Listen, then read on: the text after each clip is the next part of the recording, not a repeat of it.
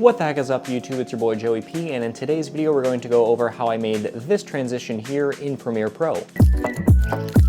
This was a recent commercial that I had shot at home, actually in my kitchen, so if you're interested in the full behind the scenes, go ahead and let me know down in the comments below. Someone had asked me how I made the can transition, so I thought I'd come on here and make a quick tutorial because I think it's a really cool effect that can help a lot of your videos. If there's any more questions or anything like that, go ahead, leave me a comment. I will be happy to answer anything. All right, so jumping over here to Premiere Pro, I just wanted to get this all set up and kind of show you guys where we go from here. As you can see, it is a pretty simple, it's actually only like 3 clips. I have the fourth, just that's the post speedrun version, but the transition itself is only 3 clips put together. So the first clip that we have here is actually going to be the red scale. I mean, that's just my can and it's shot, it's spinning, nothing special, nothing too crazy.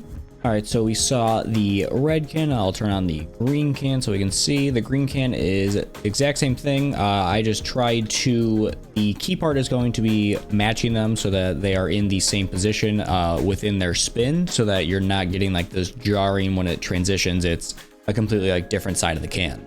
And then here's the ink transition. This is just something I had found off of Envato Elements. So literally it's just a alpha channel ink. I think it literally is called ink transition. That's the one I use, but you can do a different couple styles. You can do like a water drip, something, you know, where it's kind of like leaking off your screen, kind of gives you that same effect. I had just put that on the white background so you can see what it looks like prior to actually being clipped to the cans. So now what you'll do is you'll take your red can and you can ignore these other effects. These are just for the main composition. Just for the effect, you will need the track matte key.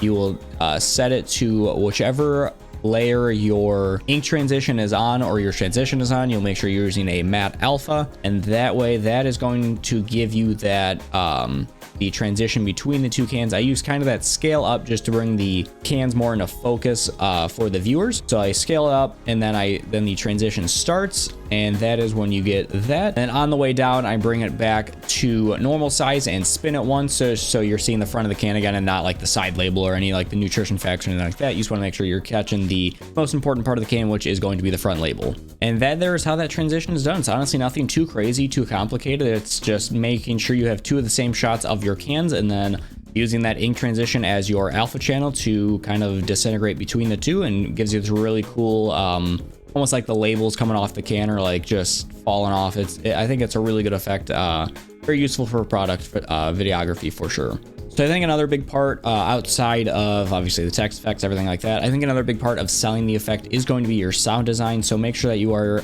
you know, taking good care of that, making sure that you are lining your sound effects up. So here it is, no music, just strictly the sound effects.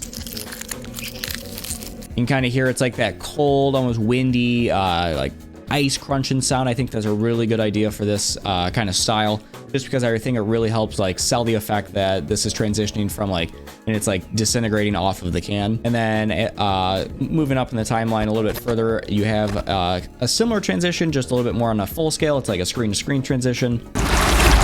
It almost looks like a wave, so I did a little bit more of like a water sound. It looks like a splash, and that's no music. That's strictly just the sound design. And then once you add your music and layer those in, I think you get a really good overall commercial. So as you can see, it's something super simple, super easy to use between your transition shots. I owe Daniel Schiffer a lot of the inspiration here. He actually did this, but it was within Final Cut, so I had to kind of remake my own within Premiere Pro. But he is a lot of the inspiration from this transition. He did something very similar with his videos. Be on the lookout for my next video. I think it's going to be something that you guys are really excited about. I'm going to start making the next part of my room tour, so be on the lookout for that. Other than that, hope you guys have a fantastic day. Thank you so much. Have a good one. Peace out.